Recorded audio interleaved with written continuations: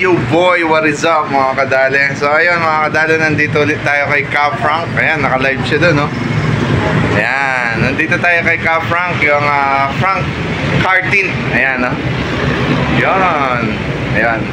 So, trusted na nagtitint sa lahat ng sasakyan. Dati yung commuter, tapos yung mga kotse, tsaka ngayon yung van, si Black Rider. Kung natatandaan nyo, nung naalis yung goma niya sa windshield, dito rin natin siya pinalagay. So ayan, ayun si Black Rider. Ayan. Pinaka-follow up vlog to kadali nung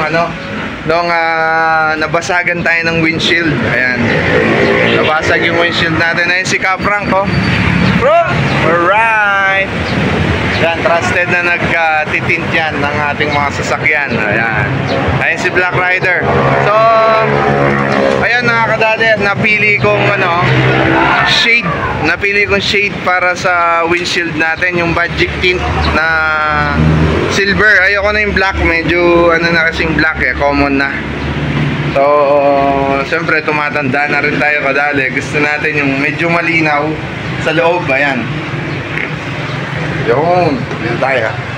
So, ang napili ko dito kadali, ito yung magic tint. Ayan. Yung regular lang, ayan, para yung sa loob, yung vision niya pa rin medyo malinaw na malinaw pa rin. Parang magic tint nga, yung parang wala lang siyang tint pero meron siya. Ayun, naintindihan nyo na yung kadali. So, itong magic black na to, yan, medyo madilim pa rin siya ng konti. Pero same lang sila ng outcome, oh. Parang silver din yung harapan niya. Pero dito tayo sa magic neutral. Ayan, neutral yung nakalagay, oh. Yan. So ayan ang pipiliin natin ngayon na magic tint for today.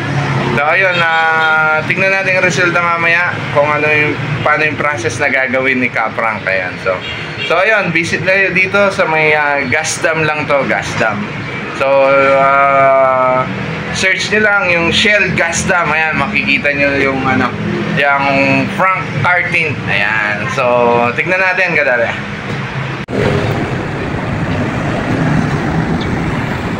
So, ayan kadali, oh. Ayan na. Yung magic tint.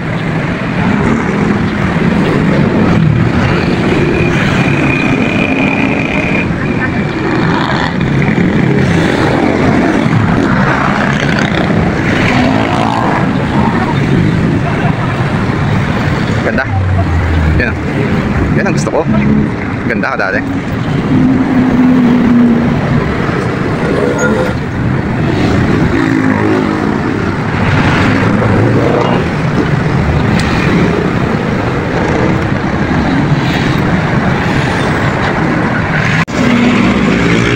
Ayun kadali, pagkatapos na sukat ni brother, ayan, dinalagyan niya ng sapin dito sa gilid. Ayan, sa may dashboard. Kasi yung ilalim nung kadali, yung pinakailalim niyan, pag tumagos yung tubig, kadali delikado kasi nandito sa baba yung fuse box ng Toyota Hiace. Ayan. So, konting kaalaman kadali. Yan, oh. Sisimulan niya na yung final na linis dun sa loob. Ayan, sinarado niya na lahat ng pinto. Ayan, para walang makapasok na alikabok. Ayan, kaya pumasok na siya sa loob. Yun, konting sakripisyo lang, mainit. Pero yan ang hanap buhay talaga ni Brother Frank. Ayan, so sarado na lahat yung mga pinto. Ayan. So titirahin na ni Brother Frank niyan. Ilalagay niya na yung yung tint. Ayan. So ayun, no. Shout out Brother Frank. Ngayon. So ayan, mamaya na kadali. Guys, para surprise. Ganda yun na mga kadali. Ayan na, yung magic tint. Ayan, no. Kahit sumilip ka sa loob, di ka makakita. Ayan. So ayan, no, magic tint. Ayan, no. Pangmalakasan talaga si Brother Frank. Ayan, Brother Frank. Alright. Yan, no, ganda. Dahil na sa personal kadali, pag nakita nyo, napakaganda. Solid. Yan. Number 1. no? Ha!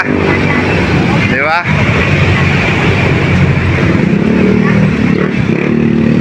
Tapos dito sa loob kadali, tignan natin. Ayan, no? Ganda, oh, linaw, diba? Ayan si Brother Frank, ayun, no? Oh, diba? Ayan, no? Ayan, magtanong lang kayo kay Brother Frank. Ayan, number niya. Ayan, diba? Ayan, baka may tanong lang kayo sa kanya kadali. Yun, no? PM lang. So, natapos na ni Brother Frank. Ayan, no? Pawis na pawis.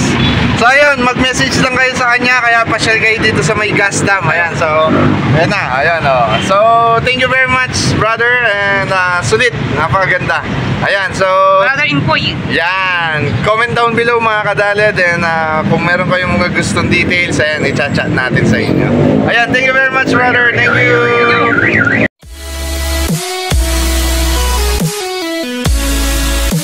Hey yo boy, what's up mga kadali?